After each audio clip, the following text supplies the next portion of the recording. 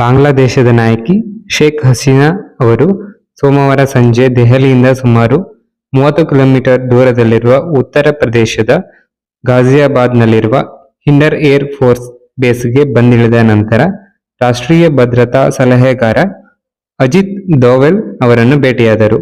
ಗಂಟೆಗಳ ಹಿಂದೆ 76 ವರ್ಷ ವಯಸ್ಸಿನ 5 ಬಾರಿ ಪ್ರಧಾನಮಂತ್ರಿ ಆ ದೇಶದಲ್ಲಿ ಸರ್ಕಾರಿ ಉದ್ಯೋಗಗಳಿಗೆ ಕೋಟಾದ ಮೇಲೆ ಹಿಂಸಾತ್ಮಕ ಪ್ರತಿಭಟನೆಯಲ್ಲಿ 300ಕ್ಕೂ ಹೆಚ್ಚು ಜನರು ಸಾವನ್ನಪ್ಪಿದ ನಂತರ ತಮ್ಮ ಸ್ಥಾನಕ್ಕೆ ರಾಜೀನಾಮೆ ನೀಡಬೇಕಾಯಿತು. ಶೇಖ್ ಹಸೀನಾ ನಂತರ ಲಂಡನ್ಗೆ ತೆರಳುವ ನಿರೀಕ್ಷೆ ಇದೆ ಎಂದು ಮೂಲಗಳು ತಿಳಿಸಿದ್ದು, ಇಲ್ಲಿ ಅವರು ರಾಜಕೀಯ ಆಶ್ರಯ ಪಡೆಯಬಹುದು.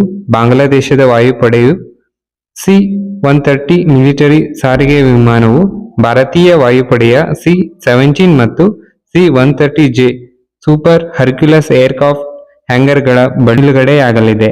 ಬಾಂಗ್ಲಾದೇಶದ ಪರಿಸ್ಥಿತಿಯನ್ನು ವಿದೇಶಾಂಗ ಸಚಿವ ಎಸ್. ಜಯಶಂಕರ್ ಅವರು ಪ್ರಧಾನಿ ನರೇಂದ್ರ ಮೋದಿ ಅವರಿಗೆ ವಿವರಿಸಿದ್ದಾರೆ.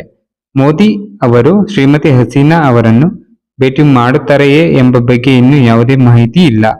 ಭಾರತ ಗಡಿ ಭದ್ರತಾ ಪಡೆ ಬಾಂಗ್ಲಾದೇಶದೊಂದಿಗಿನ ದೇಶದ 4096 ಕಿಲೋಮೀಟರ್ ಗಡಿಯುದ್ದಕ್ಕೂ ಹೆಚ್ಚಿನ ಎಚ್ಚರಿಕೆಯನ್ನು ಹೊಂದಿದೆ.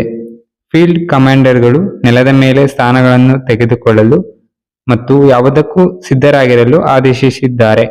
ಭಾರತೀಯ ರೈಲ್ವೆ ಬಾಂಗ್ಲಾದೇಶಕ್ಕೆ ಎಲ್ಲ ರೈಲುಗಳನ್ನು ನಿಲ್ಲಿಸಿದೆ ಮತ್ತು ಏರ್ ಇಂಡಿಯಾ ಢಾಕಾಗೆ ತನ್ನ 2 ದೈನಂದಿನ ವಿಮಾನಗಳನ್ನು ರದ್ದುಗೊಳಿಸಿದೆ. ಇಂಡಿಗೋ ಮುಂದಿನ 30 ಗಂಟೆಗಳವರೆಗೆ ಎಲ್ಲ ವಿಮಾನಗಳನ್ನು ಸ್ಥಗಿತಗೊಳಿಸಿದೆ.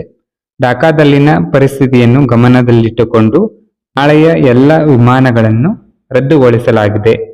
ಇದು ನಿಮ್ಮ ಪ್ರಯಾಣದ ಯೋಜನೆಗಳಿಗೆ ಅನಾನುಕೂಲತೆ ಮತ್ತು ಅಡ್ಡಿ ಉಂಟು ಮಾಡಬಹುದು ಎಂದು ನಾವು ಅರ್ಥಮಾಡಿಕೊಂಡಿದ್ದೇವೆ ಮತ್ತು ಈ ಬೆಳವಣಿಗೆಗೆ ನಾವು ಪ್ರಾಮಾಣಿಕವಾಗಿ ವಿಷಾದಿಸುತ್ತೇವೆ ಎಂದು ಏರ್ಲೈನ್ಸ್ ಹೇಳಿದೆ.